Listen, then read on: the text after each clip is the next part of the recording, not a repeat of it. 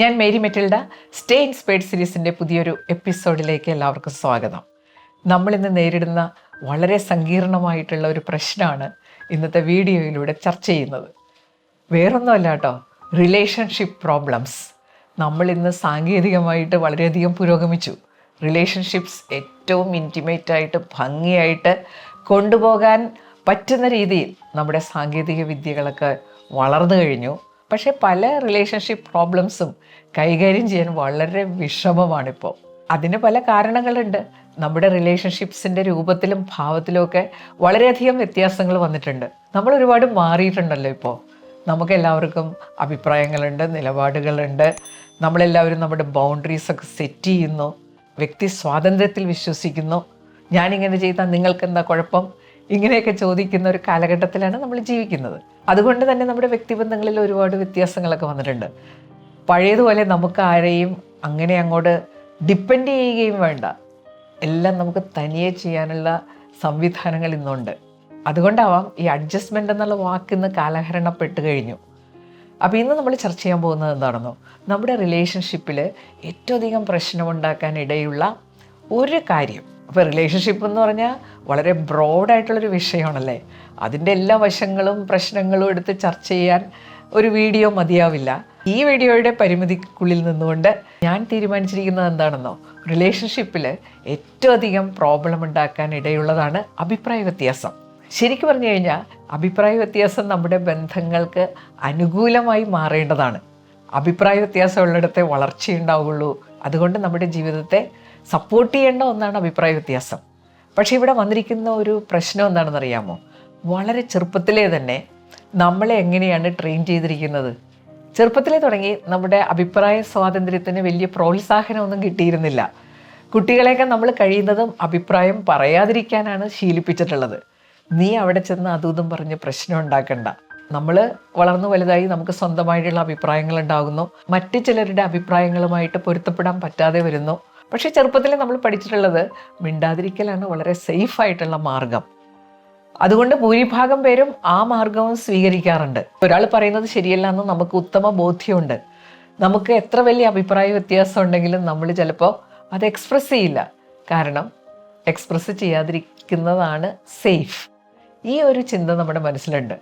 പക്ഷേ ഒരു കാര്യം എന്താണെന്നോ, ഇപ്പം നമ്മളിത് എക്സ്പ്രസ് ചെയ്യാതെ വെച്ചുകൊണ്ട് നടന്ന് സപ്രസ് ചെയ്ത് സപ്രഷനൊരു ലിമിറ്റ് ഉണ്ട്.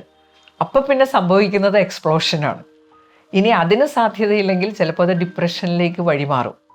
അതുകൊണ്ട് നമ്മുടെ ബന്ധങ്ങളിൽ ഏറ്റവും പ്രധാനപ്പെട്ടൊരു കാര്യമാണ് അഭിപ്രായ വ്യത്യാസങ്ങളെ മാനേജ് ചെയ്ത് നമ്മുടെ ബന്ധങ്ങൾക്ക് അനുകൂലമായ രീതിയിൽ ആക്കി തീർക്കുക എന്നുള്ളത്.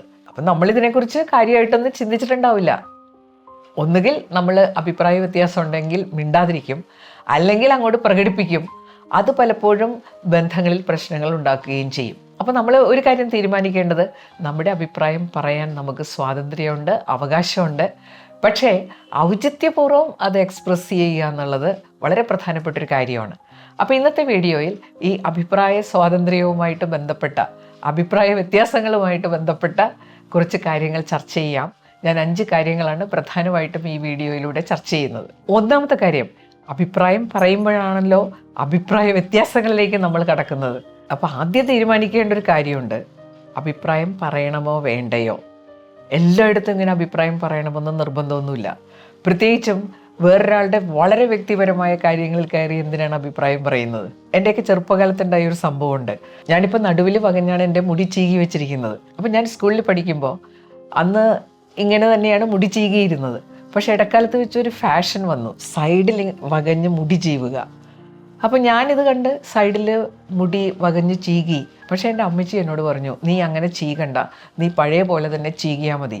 അപ്പോൾ ഞാൻ ചോദിച്ചു, അതെന്താ ഇങ്ങനെ ചീകിയാൽ എന്താ കുഴപ്പമെന്ന് ചോദിച്ചു. അപ്പോൾ അമ്മ പറഞ്ഞു, നീ പറഞ്ഞതുപോലെ കേട്ടാൽ മതി. അങ്ങനെ ഞങ്ങൾ തമ്മിൽ വലിയൊരു ആർഗ്യുമെൻ്റ് തന്നെ ഉണ്ടായി. അന്ന് എനിക്ക് ഒട്ടും മനസ്സിലായില്ല കേട്ടോ, അമ്മ എന്തിനാണ് ഇങ്ങനെ നിർബന്ധം പിടിക്കുന്നത്. ശരിയല്ലേ, ഞാൻ അങ്ങനെ മുടി ചെയ്യുമെന്ന് വെച്ച് ആർക്കും ഒരു നഷ്ടമില്ലല്ലോ. അങ്ങനെയുള്ള ചില അഭിപ്രായ പ്രകടനങ്ങൾ ചിലർ നടത്തും. ഒരു കാര്യമില്ല, വേറൊരാളുടെ വളരെ വ്യക്തിപരമായ കാര്യങ്ങളിൽ ആദ്യം തീരുമാനിക്കേണ്ടത് അതാണ്. ഞാൻ അഭിപ്രായം പറയേണ്ട ഒരു കാര്യമുണ്ടോ? ഒരാളുടെ അഭിപ്രായത്തോട് നമുക്ക് യോജിപ്പുണ്ടാവില്ല. പക്ഷെ അത് പറയണോ വേണ്ടയോ എന്നുള്ള ഒരു ഔചിത്യ ബോധം നമുക്ക് ഉണ്ടാവണം. നമ്മളുമായിട്ട് ബന്ധപ്പെടുന്ന ഒരു പ്രശ്നമാണോ, ഞാൻ ഈ അഭിപ്രായം പറയുന്നത് കൊണ്ട് അവിടെ എന്തെങ്കിലും ഒരു പോസിറ്റീവായിട്ടുള്ള ഒരു ചേഞ്ച് ഉണ്ടാകുമോ, ഇതൊക്കെ നമ്മൾ ആലോചിക്കുക എന്നുള്ളത് വളരെ പ്രധാനപ്പെട്ടൊരു കാര്യമാണ്. രണ്ടാമത്തെ കാര്യം, അഭിപ്രായ വ്യത്യാസങ്ങൾ പ്രസൻറ്റ് ചെയ്യുമ്പോൾ പലപ്പോഴും അത് ആർഗ്യുമെൻറ്റിലേക്ക് കടക്കാറുണ്ട്. അതൊരിക്കലും സംഭവിക്കാൻ പാടില്ല. പ്രത്യേകിച്ചും വളരെ അടുപ്പമുള്ള ബന്ധങ്ങളിൽ ഇങ്ങനെ തർക്കവും ബഹളവും ഒക്കെ ഉണ്ടാവാറില്ലേ. അപ്പം ജീവിത പങ്കാളികളുടെ ഇടയിലേക്ക് ഇതിന് സാധ്യത വളരെ കൂടുതലാണ്. അവരെപ്പോഴും ഒരുമിച്ചാണ്, അവർ പരസ്പരം കാര്യങ്ങൾ അറിയുന്നു, വ്യത്യസ്ത സാഹചര്യങ്ങളിൽ ജീവിച്ചവരാണ് അവർ. അവരുടെ എല്ലാ കാര്യങ്ങളിലും ഒരുപാട് വ്യത്യാസം ഉണ്ടാവും, അവരുടെ മനോഭാവങ്ങൾ, ചിന്തകളിലൊക്കെ എപ്പോഴും അഭിപ്രായ വ്യത്യാസങ്ങൾ ഉണ്ടാവാം. പക്ഷേ അതൊരു ആർഗ്യുമെൻറ്റിലേക്ക് മാറരുത്. ആർഗ്യുമെൻ്റ് എന്ന് പറഞ്ഞാൽ എന്താ? തർക്കിച്ച് ഞാൻ വിചാരിക്കുന്നത് എന്താണോ, എൻ്റെ അഭിപ്രായം എന്താണോ, മറ്റേയാളും ആ അഭിപ്രായത്തിലേക്ക് തന്നെ വരണമെന്നുള്ള ഒരു വാശിയോട് കൂടിയിട്ടുള്ള സമീപനം. അതിനുവേണ്ടി ഏതറ്റം വരെയും നമ്മൾ പോകും, തർക്കിച്ച് ഇങ്ങനെ ഇരിക്കും. അപ്പോൾ രണ്ടുപേരും അങ്ങനെയുള്ള ആളുകളാണെങ്കിൽ ആ ദിവസം പോയല്ലേ, ആ തർക്കം ഉണ്ടാകുന്ന ദിവസം നമുക്ക് നഷ്ടപ്പെട്ടു എന്നുള്ള അവസ്ഥയിലേക്ക് നമ്മൾ എത്തും. പല പുസ്തകങ്ങളിലും ഞാൻ വായിച്ചിട്ടുണ്ട്, ഡു നോട്ട് ആർഗ്യൂ. നമുക്ക് അഭിപ്രായ വ്യത്യാസങ്ങൾ ഉണ്ടാകും, അത് എക്സ്പ്രസ് ചെയ്യണം, പക്ഷേ ആർഗ്യുമെൻറ്റിലേക്ക് കടക്കരുത്. നമ്മുടെ ബന്ധങ്ങളിൽ സ്ട്രെസ് ഉണ്ടാക്കുന്നത് ഈ ആർഗ്യുമെൻ്റാണ്, ഇങ്ങനെയുള്ളൊരു രീതിയാണ്. ചില ആളുകളുടെ കേസിൽ ഒരു രക്ഷയില്ല കേട്ടോ. ആർഗ്യൂ ചെയ്യുന്ന ഒരു സ്വഭാവം ഉള്ളത് കൊണ്ട് മാത്രം ബ്രേക്കപ്പ് ചെയ്യേണ്ടി വന്ന ലൈഫ് പാർട്ട്നേഴ്സ് ഉണ്ട്. ഞങ്ങളെപ്പോഴും ഇങ്ങനെ തർക്കവും ബഹളവുമാണ്, മടുത്തു, ഞങ്ങൾക്ക് ഒരുമിച്ച് ജീവിതം മുന്നോട്ട് കൊണ്ടുപോകാൻ പറ്റുന്നില്ല എന്ന് പറഞ്ഞ് ബ്രേക്കപ്പ് ചെയ്യുന്നവരുണ്ട്. ശരിക്കും പറഞ്ഞു കഴിഞ്ഞാൽ അതിൻ്റെ ആവശ്യമുണ്ടോ? നമ്മൾ മനസ്സിലാക്കേണ്ട ഒരു കാര്യം, നമുക്ക് വ്യത്യസ്തമായ അഭിപ്രായങ്ങളൊക്കെ ഉണ്ട്, അത് പ്രകടിപ്പിക്കാനുള്ള സ്വാതന്ത്ര്യമുണ്ട്. അവിടെ ഓരോ വ്യക്തിയും മനസ്സിലാക്കേണ്ട ഒരു കാര്യമുണ്ട്, നമുക്ക് നമ്മുടേതായിട്ടുള്ള നിലപാടെടുക്കാനും പ്രവർത്തിക്കാനും സ്വാതന്ത്ര്യമുണ്ട്. അപ്പോൾ അതിനുവേണ്ടി ആർഗ്യൂ ചെയ്ത് മറ്റേയാളെ കൺവിൻസ് ചെയ്യേണ്ട വലിയ ആവശ്യമൊന്നുമില്ല. നമ്മുടെ അഭിപ്രായം എന്താണെന്ന് പറയുക, അയാളുടെ അഭിപ്രായം എന്താണെന്ന് ശ്രദ്ധിക്കുക. എന്നേക്കാൾ മികച്ച അഭിപ്രായമാണ് അയാളുടേതെങ്കിൽ അത് സ്വീകരിക്കുക. അതിനെയല്ലേ വിവേകം എന്ന് പറയണത്. മൂന്നാമത്തെ കാര്യം, മറ്റൊരു വ്യക്തിയുടെ എന്തെങ്കിലും പ്രവൃത്തിയോടൊക്കെ നമ്മൾ വിയോജിപ്പ് പ്രകടിപ്പിക്കുമ്പോൾ തീർച്ചയായിട്ടും നമ്മൾ ആദ്യം ഓർക്കേണ്ട ഒരു കാര്യമുണ്ട്, അയാളുടെ സ്ഥാനത്ത് ഞാനായിരുന്നെങ്കിൽ. മറ്റുള്ളവരുടെ അഭിപ്രായങ്ങൾ നമ്മൾ ശ്രദ്ധിക്കുമ്പോൾ ഈ ഒരു ചിന്ത പല പ്രശ്നങ്ങളും ഒഴിവാക്കി തരും. ഞാൻ കോളേജിൽ പ്രിൻസിപ്പലായിരുന്നപ്പോൾ ഇത് നന്നായിട്ട് അപ്ലൈ ചെയ്തിട്ടുള്ളൊരു കാര്യമാണ് കേട്ടോ. മറ്റുള്ളവരുടെ അഭിപ്രായങ്ങൾ ഞാൻ കേൾക്കുമ്പോൾ, അല്ലെങ്കിൽ അവരുടെ അഭിപ്രായ വ്യത്യാസങ്ങൾ അവർ പറയുമ്പോൾ ഉടനെ ഞാൻ ചിന്തിക്കുന്നത് അവരുടെ സ്ഥാനത്ത് ഞാനായിരുന്നെങ്കിൽ. അത് ഈ സ്റ്റുഡൻസുമായിട്ടുള്ള പ്രശ്നങ്ങളിൽ ഒരുപാട് സഹായിച്ചിട്ടുണ്ട്. ഞാൻ അവരുടെ സ്ഥാനത്തായിരുന്നെങ്കിൽ എന്നുള്ളൊരു ചിന്ത വരുമ്പോൾ എൻ്റെ സമീപനത്തിലും സംസാരത്തിലും വ്യത്യാസം വരികയും പലപ്പോഴും നമുക്കൊരു കോമൺ ആയിട്ടുള്ള അഭിപ്രായ സ്വരൂപീകരണം ഉണ്ടാക്കാൻ അത് സഹായിച്ചിട്ടുണ്ട്. നാലാമത്തെ കാര്യം, എപ്പോഴും അഭിപ്രായ വ്യത്യാസങ്ങൾ ഉണ്ടാകുമ്പോൾ നമ്മൾ പറയുന്ന കാര്യങ്ങൾ, ചെയ്യുന്ന പ്രവൃത്തികളൊക്കെ നമ്മുടെ നിയന്ത്രണത്തിലായിരിക്കുക എന്നുള്ളത് വളരെ പ്രധാനപ്പെട്ട ഒന്നാണ്. അഭിപ്രായ വ്യത്യാസം പറയുന്നതിന് മുമ്പ് ഒരു കൂളിംഗ് ടൈം എടുക്കണം, ഒന്ന് കൂളാകാൻ കുറച്ച് സമയം എടുക്കണം.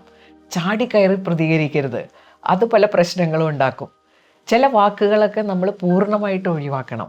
ഒരാളുടെ അഭിപ്രായത്തോട് നമുക്ക് യോജിപ്പില്ലെങ്കിൽ, അഭിപ്രായ വ്യത്യാസമുള്ളപ്പോൾ ഈ അഭിപ്രായത്തോട് ഞാൻ യോജിക്കുന്നില്ല എന്ന് പറയേണ്ട കാര്യമില്ല.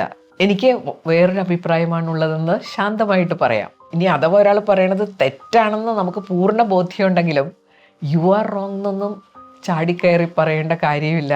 ശരിക്കും പറഞ്ഞു കഴിഞ്ഞാൽ അയാൾ പറഞ്ഞതിലേ തെറ്റിയിട്ടുള്ളൂ, പക്ഷെ നമ്മൾ പലപ്പോഴും പറയാറുള്ളത് യു ആർ റോങ് എന്നാണ്.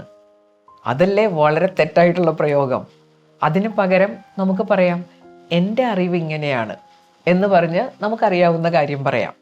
അപ്പോൾ തെറ്റവർക്ക് മനസ്സിലാവും, അവിടെ വലിയ പ്രശ്നമില്ലാതെ അത് പരിഹരിക്കപ്പെടുകയും ചെയ്യും. അഞ്ചാമത്തെ കാര്യം, നമുക്ക് ജീവിതത്തിൽ അഭിപ്രായ വ്യത്യാസങ്ങളുണ്ടാവും. അപ്പോൾ ഞാനൊരു അഭിപ്രായം പറയുന്നു, വേറൊരാൾ വേറൊരു അഭിപ്രായം പറയുന്നു, ഞങ്ങൾ തമ്മിൽ അഭിപ്രായ വ്യത്യാസം. ഈ അഭിപ്രായത്തിന് ഇംഗ്ലീഷിൽ ഒപ്പീനിയൻ എന്ന് പറയും. ഫാക്റ്റ് എന്നുള്ളൊരു വാക്ക് കേട്ടിട്ടില്ലേ? ഫാക്റ്റ് എന്ന് പറഞ്ഞാൽ 100% സത്യമായിട്ടുള്ളൊരു കാര്യമാണ്.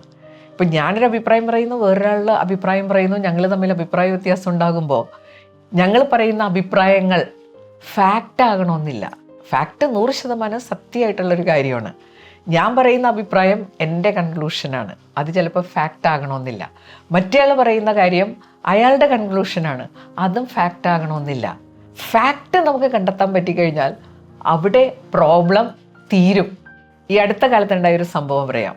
എൻ്റെ കൂട്ടുകാരിയായ ഒരു അധ്യാപിക റിട്ടയർ ചെയ്യാണ്. ഡേറ്റ് ഓഫ് ബർത്ത് ജൂൺ 1 തീയതിയാണ്.